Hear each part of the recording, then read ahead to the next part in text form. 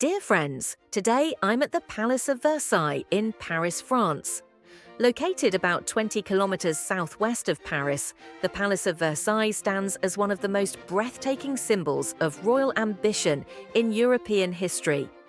What began as a modest 17th century hunting lodge was transformed by King Louis XIV into the magnificent centre of absolute monarchy, designed to showcase unmatched power and grandeur. From the dazzling Hall of Mirrors to the vast, perfectly symmetrical gardens, every detail reflects the glory of France's royal past. Reaching Versailles from Paris is simple. Since it is one of the most visited landmarks in France, it's highly recommended to book your tickets online in advance and choose a timed entry slot to avoid long queues. So today in this video, we're going to explore the palace and its breathtaking gardens together.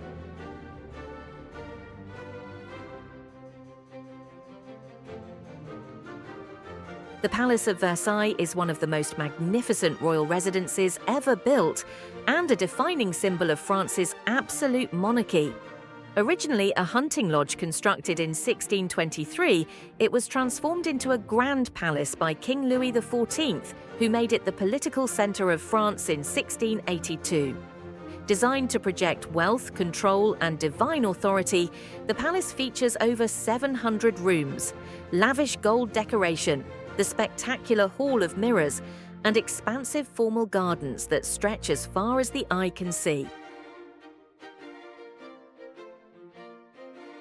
By the late 18th century, the Palace of Versailles had become a powerful symbol of royal excess, at a time when much of France was suffering from economic crisis and food shortages. While King Louis XVI and Queen Marie Antoinette lived in luxury, public anger was rising across the country.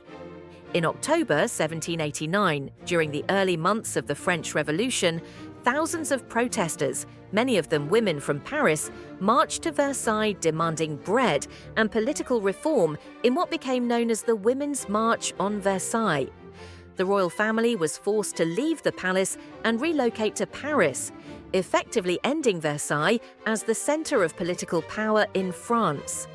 After the monarchy collapsed, the palace was stripped of much of its furniture and royal symbols.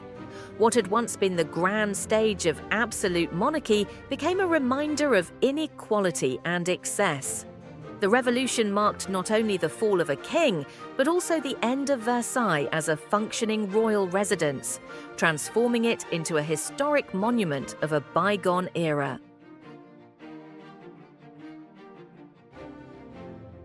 Inside the Palace of Versailles, visitors are immersed in extraordinary opulence, with more than 700 rooms filled with priceless art and decoration. The palace houses over 60,000 artworks, including around 6,000 paintings, along with sculptures, tapestries, chandeliers, and intricately crafted royal furniture. The highlight is the magnificent Hall of Mirrors, where 357 mirrors reflect natural light across gilded statues and crystal chandeliers.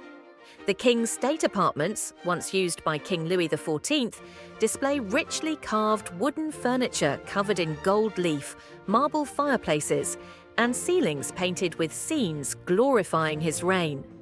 The Queen's apartments, including the famous bedchamber of Marie Antoinette, feature delicate silk wall coverings and ornate furnishings that reflect both elegance and ceremony. Every room is layered with artistic detail, making Versailles not just a royal residence, but one of the most remarkable collections of decorative arts in the world.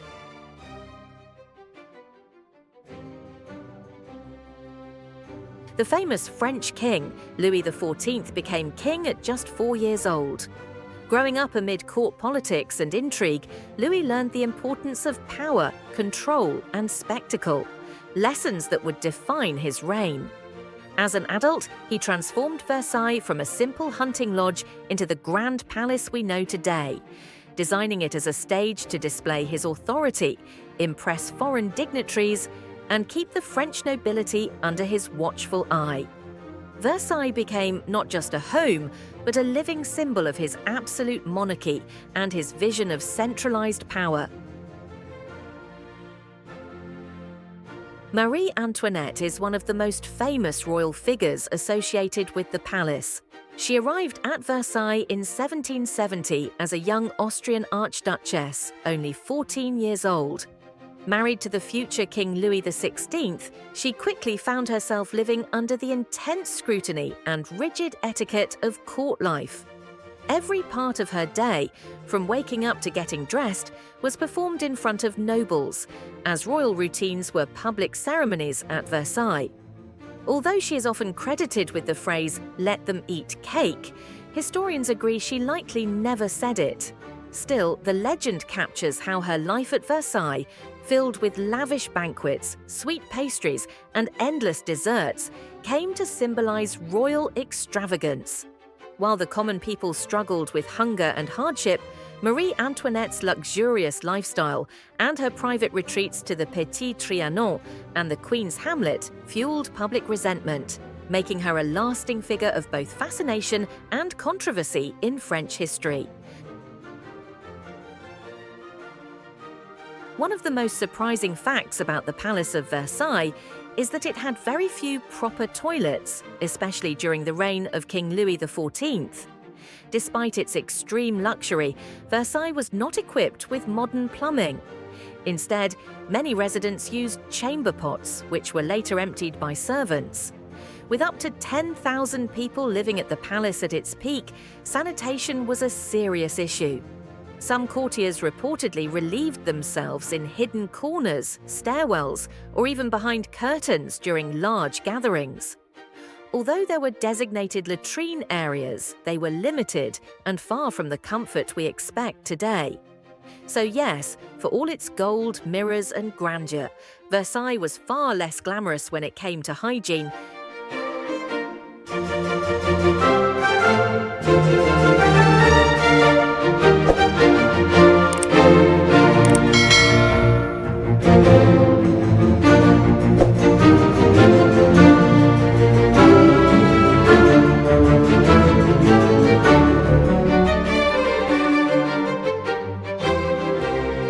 After exploring the grandeur of the palace, it's time to step outside and wander through the breathtaking Gardens of Versailles.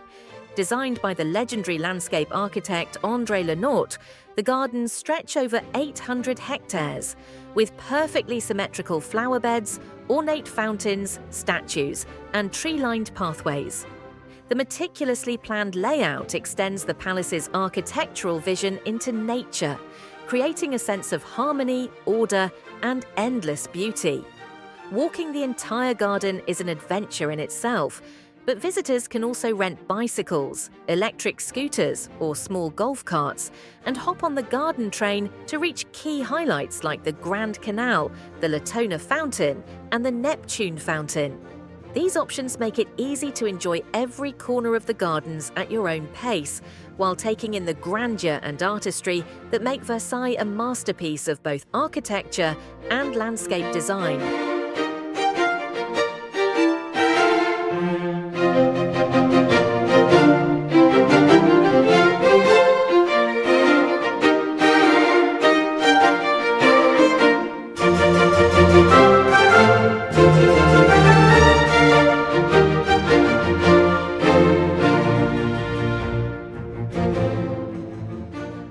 Visiting the Palace of Versailles is more than just a trip through history.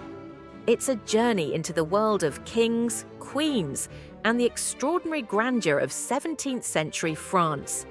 From the glittering halls and royal apartments inside the palace to the vast, perfectly designed gardens outside, every corner tells a story of power, ambition, and artistry.